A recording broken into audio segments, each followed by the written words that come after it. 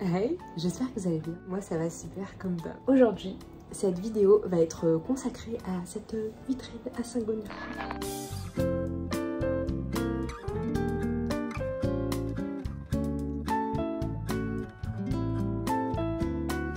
Est-ce que vous en voyez souvent des vitrines à Saint-Gonin? Je sais pas, j'aime trop. Il n'y a pas besoin de tant d'humidité, c'est trop beau de les voir tous réunis comme ça. Et écoutez, il y a beaucoup de choses à faire là. J'avais trop envie de faire ça avec vous. Donc en fait ce que je vais faire, c'est que je vais vraiment mettre la caméra comme ça. Et c'est l'occasion aussi de vous montrer comment je bouture mes singos, avec quoi je les rempote et tout. Bien que vous sachiez déjà une grande majorité avec ma précédente vidéo sur mon art mix. Mais voilà. Puis vous parler en même temps. Donc pas forcément parler que des plantes, mais parler aussi de ma vie. Hein. C'est un truc que bizarrement je fais pas souvent sur ma chaîne. Je sais pas si c'est parce que je suis un peu timide ou je sais pas. J'étais dans ma petite réflexion et je me disais que c'est quand même dommage de pas parler un peu de son mode de vie entre guillemets, parce que ça influence beaucoup sur la façon dont on entretient nos plantes. Je sais pas si ça va être très intéressant, mais on verra, c'est un test. Si ça intéresse personne, la prochaine fois je parlerai pas de ma vie, voilà. Donc bah, j'ai réuni tout ce que j'avais besoin. La sphène essentiellement, un petite bassine pour rempoter des trucs, et ça, parce que j'ai envie de tutorer, je sais pas si ça va pas trop grand, parce que j'ai envie de tutorer des singos. Et puis ça va être le premier test, c'est la première fois que je l'utilise. Je vais vous montrer justement après comment j'utilise. Alors avant de blablater, comme vous voyez, ça pousse très très vite les singos.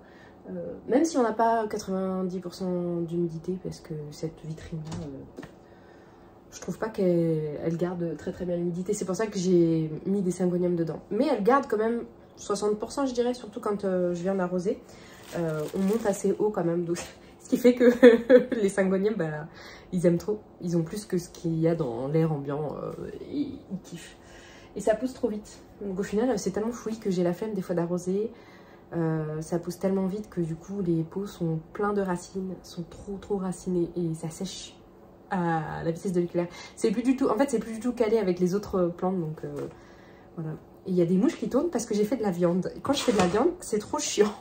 C'est des mouches à merde. Alors j'ai réuni tout ce que j'avais besoin pour bouturer, pour rempoter. C'est pas grave, j'irai chercher. Je pense pas que j'aurai le temps de tout mettre, mais c'est pas grave. On va faire un maximum et on va blablater en même temps. Voilà un état des lieux. Et en fait, je pense que je vais commencer par ce Syngonium albovariegata. En fait, je vais tout sortir de toute manière parce qu'il faut que je nettoie tout. Hein. Écoutez, là, il y a du taf. Mais regardez où est-ce qu'il a atterri. J'aime trop comment il s'est accroché. C'est trop bien. Il a cru qu'il était dans une forêt amazonienne.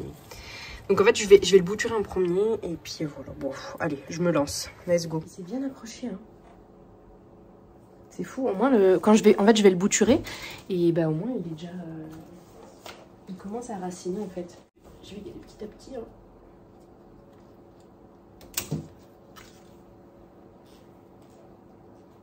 Vous voyez, en fait, à chaque fois, il me... Bon, celle-là, ça va, il a réussi à bien la développer.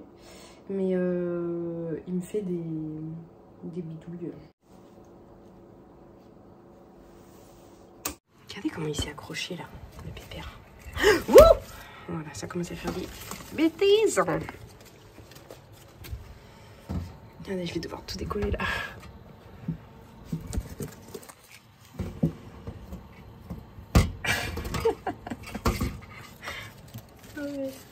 J'ai oublié son nom à lui, mais il est tout rose. Il faut aussi que je le coupe, parce que là ça va pas du tout, c'est nimp.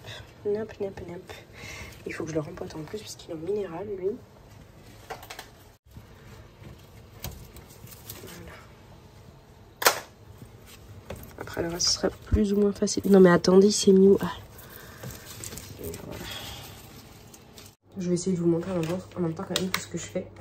Je vais mettre sur mes joues, c'est pas grave. Hein. Bah, lui, je vais le bouturer. Hein. Je vais tout bouturer, je vais tout couper. Ouais, et l'autre partie, parce qu'en fait, j'ai 2 pieds. L'autre pied, je pense que je vais le faire grimper. Mais surtout qu'en fait, le plus important, et je sais pas comment elle a réussi à me faire une aussi grande liane et autant de feuilles, c'est que, en fait, je crois que c'est la dernière plante que j'ai laissée en minéral et que j'ai complètement abandonnée à son sort. Je n'engraisse pas du tout, je ne mets pas du tout de produits qu'il faudrait mettre dans du minéral, et malgré tout elle arrive à me faire, c'est la seule à pas me faire de carence et à continuer à pousser quoi. C'est fou, cette plante je l'aime trop. Il faut que je la rempote parce que moi je sais qu'elle pourrait s'éclater plus. Donc je vais couper ça. Et puis je vais mettre ça là-dedans. La majorité des boutures que je vais faire là, c'est pour les vendre, je pense, quand elles seront racinées. Si je gardais chaque bouture de Syngonium, je serais vite envahie. Donc ouais. Alors, je pense que vous êtes nombreux à remarquer que j'arrive pas à suivre le rythme de ce que je m'étais imposé à la base. À savoir faire une vidéo par semaine, ou en tout cas le même jour, le vendredi. J'y arrive pas, les gars. C'est ce que je vous ai expliqué dans une autre vidéo. La raison première, c'est que, en fait, j'ai remarqué que quand je filmais une vidéo, si je la montais pas dans la foulée, si j'attendais en fait trop de temps entre le moment où j'ai filmé la vidéo et le moment où je la monte, j'ai beaucoup de mal à me lancer et à monter cette vidéo. Parce qu'en fait, je suis déconnectée, j'ai plus le truc dans la tête. Généralement, Apple a déjà mis ma vidéo sur l'iCloud, du coup, c'est infernal pour recharger. C'est pour ça, en fait, j'essaie de jongler avec tout et j'ai du mal à jongler avec tout. Alors, moi, pour ceux que... cette mouche... C'est un exercice hein, de faire en même temps que parler. Et encore plus de parler de soi, parce que j'ai tellement pas l'habitude. Du coup, j'ai déjà rempoté cette plante-là. Je m'entraîne, parce que c'est super important, je vous jure, c'est trop important. Je sais que vous, derrière votre écran, si vous aimez suivre un peu ce que je montre au niveau des plantes, bah, la façon dont je vis et le temps que j'accorde à ces plantes-là et tout, bah forcément une influence. Et j'en ai quand même beaucoup, donc j'y consacre beaucoup de temps. C'est pour ça que je veux partager ça en fait avec vous. Et j'ai pas l'habitude, parce que je sais pas, peut-être j'ai peur du jugement, I don't know. Et en fait, quand j'étais en train de rempoter ça, j'étais en train de vous dire en face de la caméra que j'étais maman au foyer. Et quand je l'ai dit, je sais pas pourquoi j'ai eu honte en fait. J'ai eu honte de le dire en face de la caméra alors qu'il faut pas. Je coupe entre les nœuds en fait. On a déjà commencé à me sortir des racines aériennes, du coup je vais les couper. Hein. Je coupe entre les nœuds. Ouais, c'est un choix que j'ai fait vraiment, mais je pense que ça vient du domaine duquel je viens, qui est l'architecture. Moi je suis architecte à la base.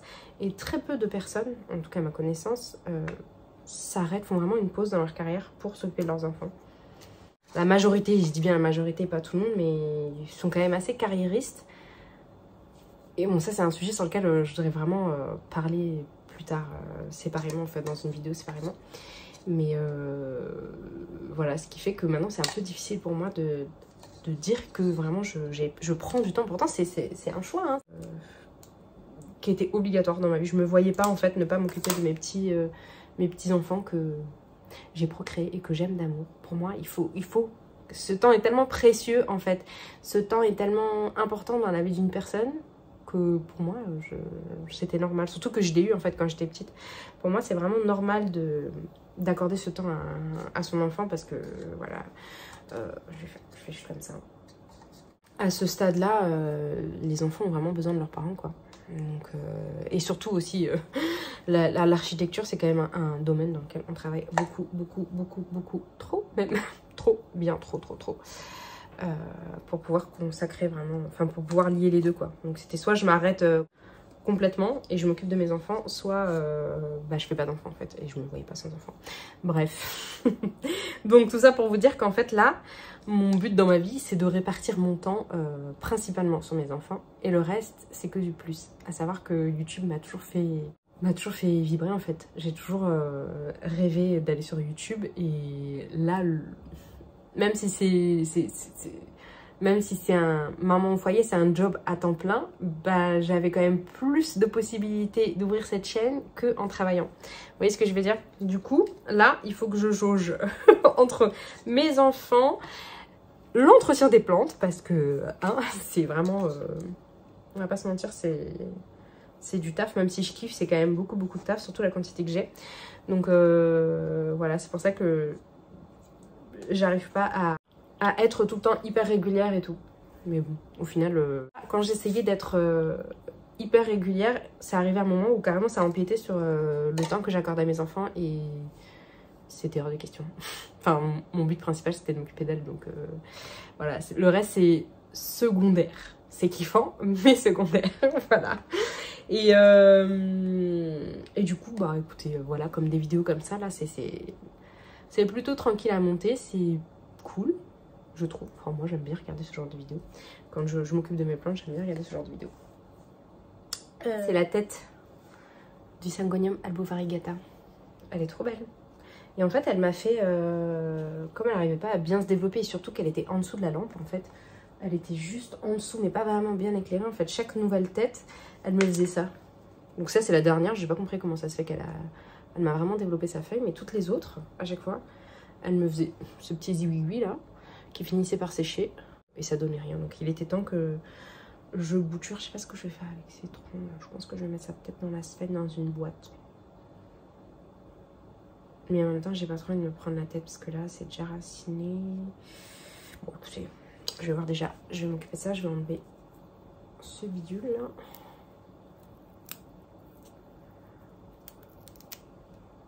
Bon, ça, j'ai juste la tête. Hop. Et franchement, les Syngoniums, je kiffe toujours autant.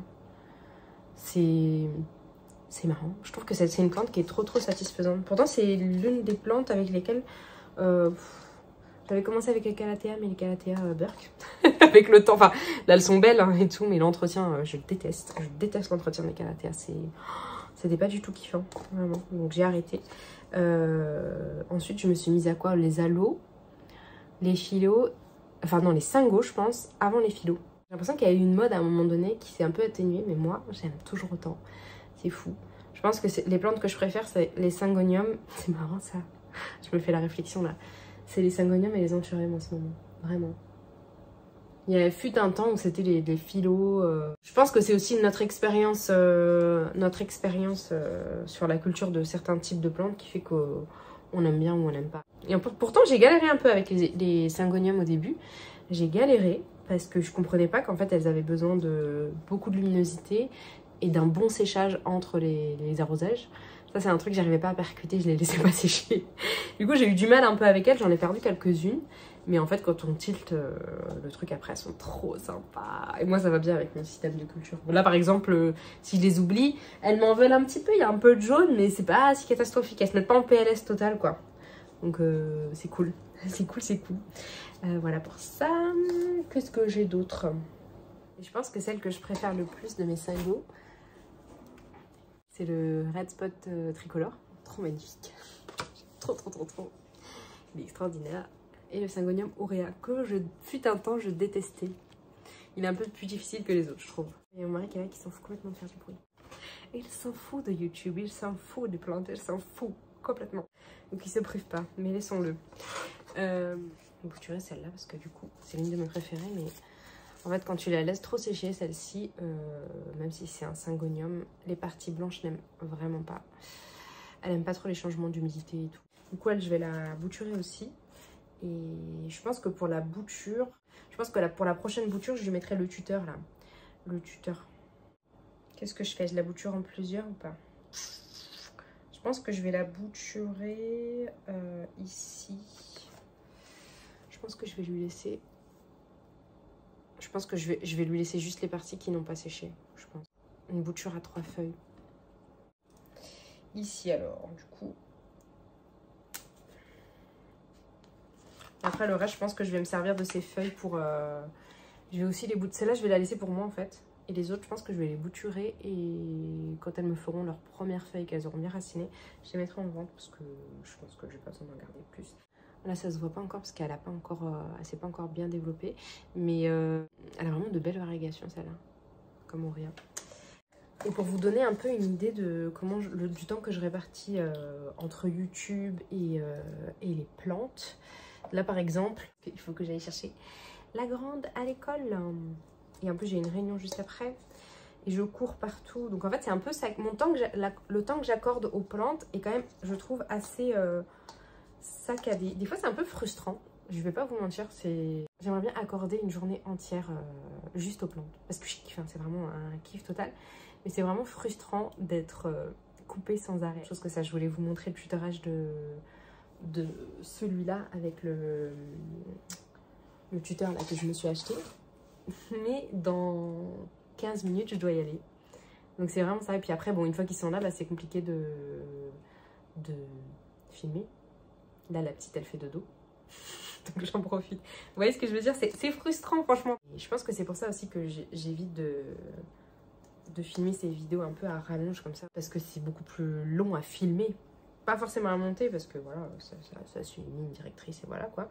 C'est peut-être moins compliqué d'ailleurs à monter que des vidéos où j'explique par exemple ma vidéo sur la Weed Mix. Mais bref, ouais, je sais pas si vous voyez le délire. Bien faire aussi avec les filles, c'est juste entretenir les plantes avec elles. Bon, c'est un peu risqué encore avec cet âge-là, mais la grande, j'y arrive quand même. Je commence à y arriver un petit peu. Et des fois, j'observe juste mes plantes avec elle. Et c'est trop bien. C'est trop bien. Petite bouteille là. Oh là là. Par contre, elle, je pense que je vais la mettre dans la serre. Parce que j'ai pas envie qu'elle me...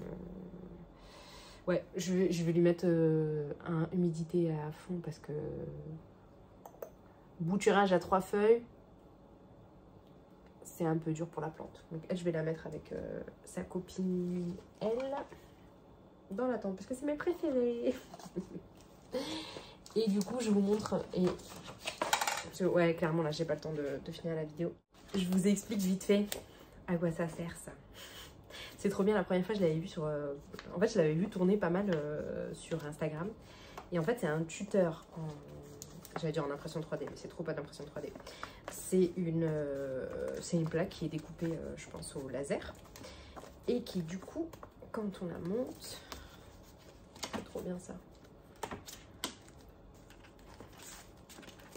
Forme un tuteur. Alors, soit on l'arrondit... Et en fait, on peut l'utiliser de différentes manières. Bon, là, je ne l'ai pas fait mais correctement parce que je n'ai pas le temps et que je suis pressée. Mais je vais vous insérer des images de quand je vais l'installer. Je pense que je vais le faire pour... celui-là et sur celui-là, je pense. Ouais, je vais faire un test sur les deux et je vais vous faire... je vous montre ça en image en voix off parce que je pense que je serai avec les enfants.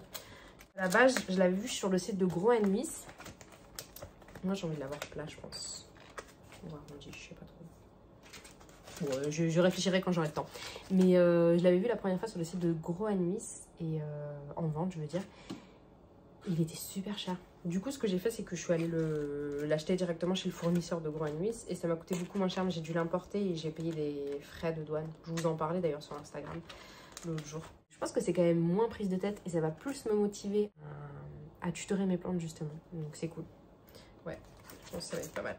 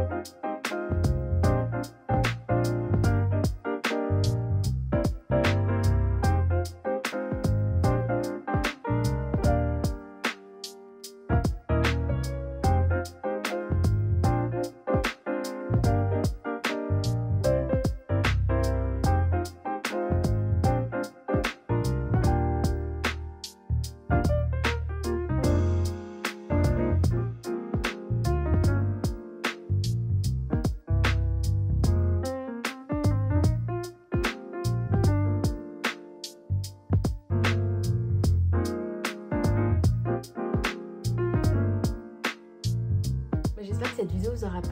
Écoutez, dites-moi ce que vous en pensez en commentaire. Dites-moi si je devrais faire ça plus souvent ou pas. N'hésitez pas à me suivre si c'est pas encore fait, à venir me suivre sur Instagram aussi. Et à laisser un commentaire, un petit pouce pour soutenir ma chaîne. Je vous fais de gros bisous et je vous dis à très vite. Bye!